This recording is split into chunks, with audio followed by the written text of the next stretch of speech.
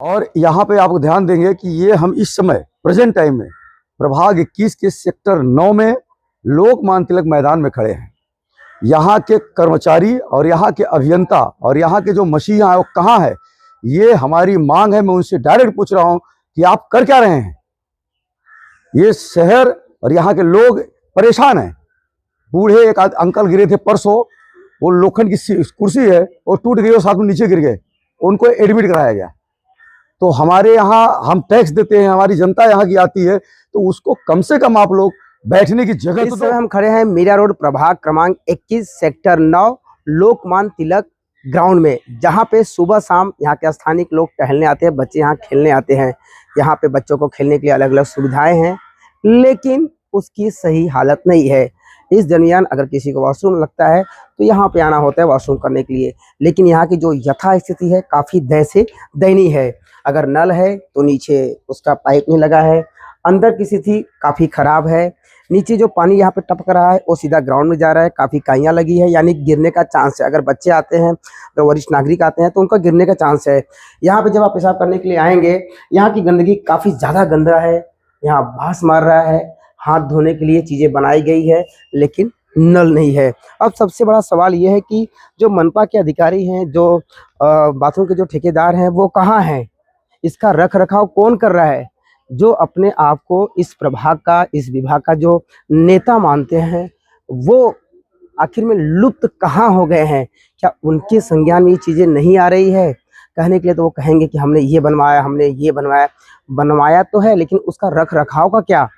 चलिए बात करते हैं समाज सेवक के तिवारी से। उन्होंने हमसे बात करते हुए क्या क्या जानकारी दी। आपके न्यूज़ के माध्यम से मैं इस पूरे प्रभाग को दिखाना चाहता हूँ कि यहाँ के जो अभियंता हैं, यहाँ के जो रख रखाव के कर्मचारी हैं, वो कहाँ हैं आप देखिए और शहर को दिखाइए। जैसे ही हम बाथरूम में आते हैं, पहला नल आप खोलोगे तो पानी नीचे जा रहा है, ये पानी सीधे अपने मैदान में जा रहा है। उसकी स्थिति देखिए, आए रूम, ये बाथरूम है। अगर इसमें कीड़े पड़े हैं, कीड़े अभी भी चल रहे हैं इसमें, अगर आप जूम करके देखेंगे तो कीड़े पड़े हैं, लेकिन यहाँ के कर्मचारी गायब है, नदारत है। यहाँ पे लाइट नहीं है, लाइट का जो बल्ब लगा है लेकिन बल्ब जो है गायब है और उसका होल्डर लगा हुआ है। यहाँ की परिस्थिति ठीक है। आप देखेंगे कि कचरा इतना है कि आप अभी जो नहीं बोल सकते, ऐसे भी पेपर यहाँ पे पड़े हैं। ये यहाँ के कर्मचारियों का क्या है, यहाँ के मसीहाओं का क्या है, ये देख रहे हैं आप। अगर इसमें जूम करके देखेंगे तो पूरा ये काइयाँ लग गई हैं। ये मुझे लगता है वर्षों से नहीं। ये जो मूत्री घर है, मूत्री घर की पाइप ही नहीं करेक्ट है।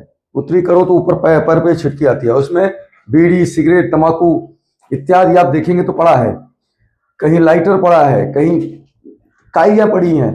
और सबसे आपको बात तो है कि हमारे सनातन धर्म में जब हमारे बुजुर्ग लोग, जो बुजुर्ग हैं, वो पेशाब करने आते हैं तो अपने जनेऊ का उपयोग करते हैं, और जनेऊ तभी उतारेंगे जब पानी चाहिए। और यहाँ जब पानी ढूंढने लगेंगे तो यहाँ नल ही नहीं है, नल ही गायब है और वहाँ पे बॉटल वगैरह पड़ा है।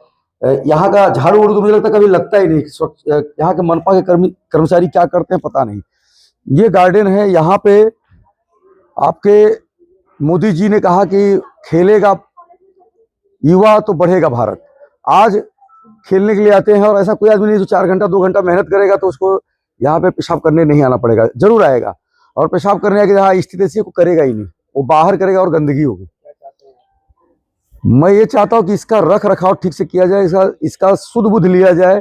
यहाँ के लोग यही, यहाँ के प्रतिनिधि, यहाँ के मसीहा ही बगल में आते हैं, मीटिंग करते हैं, मीटिंगों का दौर चलता है, लेकिन कभी इसका भी ध्यान दें।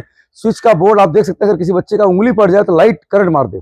वायर बाहर निकला हुआ है, बोर्ड टूटा पड़ा है।